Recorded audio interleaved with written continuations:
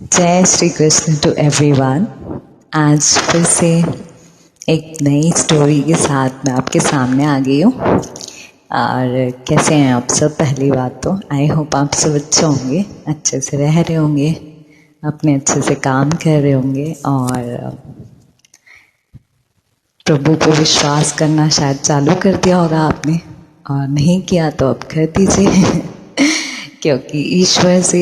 बड़ा, मैंने जैसे कहती हूँ, सखा कोई नहीं है, ईश्वर से बड़ा कोई गुरु कोई नहीं है,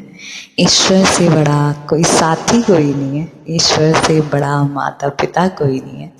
ईश्वर से बड़े यानी कि कुछ भी, मेरा तो हर रिश्ता इनसे ही जुड़ा है। तो चलिए ये स्टोरी शुरू करते हैं आज की स्टोरी है। एक साधु होता है, ठीक है, जंगल में वो कई सालों से तपस्या कर रहा होता है। तो वहाँ एक राजा आता है, यानी कि वो अपनी कुटिया में रह रहा होता है साधु। तो एक दिन अचानक वहाँ एक राजा शिकार करने उस जंगल में आता है और उसने बड़े बड़े शिकार किए होते हैं। तो शिकार करने के लिए वो घूमता घूमता उस साधु की कुटिया के पास आ जाता है। तो दरवाज़ा खटखटाता है, साधु दरवाज़ा खोलता है और बताता है कि आप इस घने जंगल में क्या कर रहे हैं, इस कुटिया को बना के यहाँ क्यों रहते हैं। तो साधु ने बताया राजा को कि मैं एक शिकार है मेरा भी एक, वो शिकार मिल नहीं रहा, उस शिकार को कई सालों से मैं ढूंढ रहा हूँ। तो राजा ने कहा, अच्छा ऐसा शिकार जो हमें नहीं पता, आप बताइए, आप उसका वर्णन कीजिए, उसके बारे में बताइए, मैं उसे ज़रूर पकड़ के लाऊंगा और आपके सामने रख दूंगा। तो वो मन ही मन वो साधु हंसने लग जाता है, क्योंकि वो जो शिकार के बारे में बता रहा होता है वो होते हैं भगवान श्री कृष्ण, जिनकी वो आराधना, जिनकी तपस्या वो कई सालों से उस जंगल में उन्हें, इनके उनको एक झलक देखने के लिए, उनके दर्शन के लिए कर रहा था। तो हंसने लग जाता है, लेकिन बार बार राजा पूछता है इतने कॉन्फिडेंस के साथ, तो बता देता है कि चलो ये बोल रहा है तो मैं बता देता हूँ। तो वो श्री कृष्ण जी का वर्णन करते हैं उनसे कि हाँ, एक नीला सा इंसान है, नीला शरीर है उसका, मोर मुकुट सर पे लगाए रखता है, हाथ में बांसुरी रखता है और बहुत ही मनमोहक छवि है उसकी, अगर आपको मिल जाए तो मेरे पास ले आना। और ये कहकर वो चुप हो जाते हैं साधु। तो राजा को लगता है कि यार ये साधु इतने सालों से इस घने जंगल में परेशान हो रहा है, उसका शिकार को पकड़ना अब मेरी प्रायोरिटी है। तो वो जाके एक पेड़ के पास जाते हैं और जैसे वो अपने शिकार के लिए जाल बनाता था, जाल डालता था, उसी तरह वो भगवान के लिए भी जाल बिछाता है और डालता है और बैठ जाता है वहाँ पे। एक दिन बीत जाता है, वो देखता रहता है कोई नहीं आता, 2 दिन हो जाते हैं कोई नहीं आता, लेकिन वो इतनी दृढ़ निष्ठा से भूखा प्यासा वो राजा उसी पेड़ पे बैठा रहता है कि जब तक उनका शिकार, यानी उस साधु का शिकार मुझे मिल नहीं जाता, मैं यहाँ से हिलूंगा नहीं। तो 1 दिन जाता है, 2 दिन जाता है, 3 दिन जाता है, तो भगवान ऊपर बैठे सब देख रहे होते हैं। तो वो कहते हैं कि अरे ये मेरी, यानी कि उसकी भक्ति से प्रसन्न, यानी कि उसके इस भाव से प्रसन्न हो जाते हैं भगवान कि ये मुझे दिन रात मेरे ही बारे में शुद्ध, यानी कि ना इसे खाने की है, ना पीने की है, ना सोने की शुद्ध है, यानी कि इतना शक्तिशाली तरीके से मुझे स्मरण कर रहा है, तो इसको तो दर्शन देना बनता ही है। तो भगवान खुद वहाँ टहलते टहलते अपने आप आते हैं उस जंगल में और उस राजा के बिछाए हुए जाल में खुद ही फंस जाते हैं। तो जैसे ही राजा सो रहा होता है, उसे आवाज़ आती है कि कोई शिकार जाल में आके फंसा, तो बड़े खुश होकर चिल्लाने लग जाता है कि मिल गया मिल गया मिल गया, साधु का शिकार मिल गया तो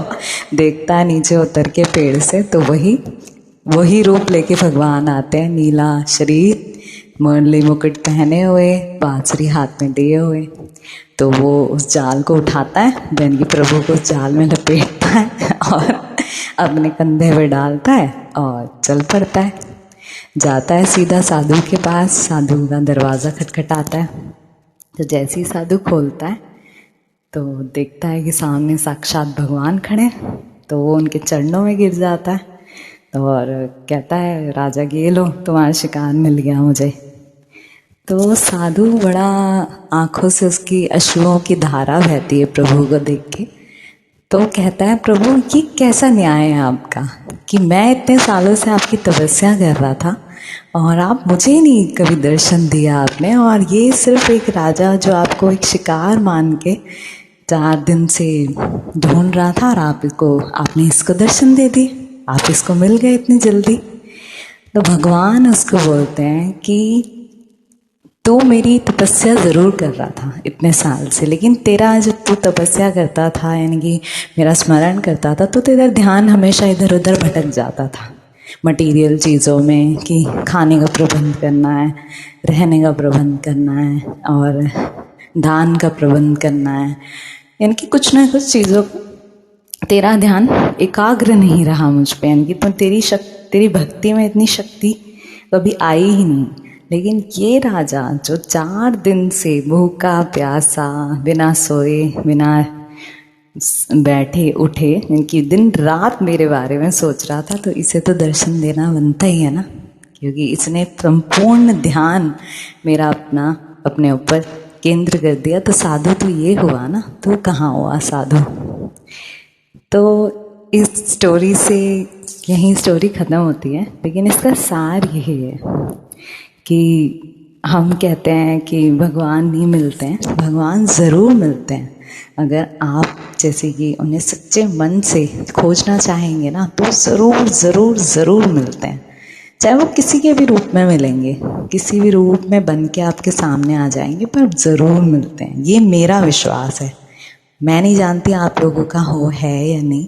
लेकिन मैं इस चीज़ को दृढ़ निष्ठा से मानती हूँ कि अगर उनको मन से, तन से, हर यानी कि आपके दिल के एक एक कोने से अगर उन्हें याद करोगे तो वो ज़रूर आते हैं, ज़रूर आते हैं। तो इसीलिए कहती हूँ अपना विश्वास बनाए रखिए, ईश्वर पे विश्वास रखिए, लोगों की छोटी छोटी मदद करते रहिए। जैसे हर बार जैसे मैं बोलती हूँ, किसी भूखे को खाना खिला दीजिए, किसी प्यासे को पानी से मदद कर दीजिए, किसी के पास वस्त्र नहीं है तो कपड़ों से मदद कर दीजिए, और कुछ नहीं तो किसी को अच्छे चंद शब्द बोल के किसी को हंसा तो आप सकते ही हैं, ठीक है ना। तो यही स्टोरी थी, और इसका यही मॉरल ऑफ द स्टोरी यही है कि विश्वास रखिए ईश्वर पे। और अगर सिर्फ यही नहीं, सिर्फ ईश्वर वाली बात ही नहीं है, अगर आप किसी चीज़ को तन से, मन से, पूरे दिल से, शिद्दत से अगर चाहते हैं कि वो मेरी ज़िंदगी में आए, यानी कि जिस मुकाम को मैं पाना चाहता हूँ या जो भी आपकी इच्छा हो, उसके लिए अगर आप पूरा का पूरा फोकस, पूरा ध्यान, पूरी मेहनत और पूरी क्या कहते हैं उसको, पूरी शिद्दत अगर उस काम में लगा देते हैं, चाहे वो कोई भी काम हो, चाहे जॉब हो, चाहे काम हो, चाहे इनफैक्ट प्यार भी हो, मैं तो उस प्यार को भी यही बोलती हूँ कि अगर प्यार भी है, अगर आप उसमें फुल फोकस आपका उस पर रहेगा, फुल यानी कि आप उसके साथ कोई यानी कि उस काम के लिए जो भी आपका मकसद है, आपकी इच्छा है, उससे अगर आप भटकते नहीं हैं, उसके प्रति आप वफादार रहेंगे, उसके प्रति आप पूरी 100% अपना देंगे, तो मेरा पक्का विश्वास है कि वो चीज़ आपसे दूर कभी हो ही नहीं सकती। तो यही कहूँगी, अपना ख्याल रखिए और ऐसे ही मेरी स्टोरी, छोटी छोटी स्टोरी सुनते रहिए और ऐसे ही मुझे झेलते रहिए थोड़ा बहुत। Thank you once again. Thank you so much for your beautiful response कि आप लोगों के मेरे सॉन्ग्स पसंद आते हैं, मेरे भजन गाए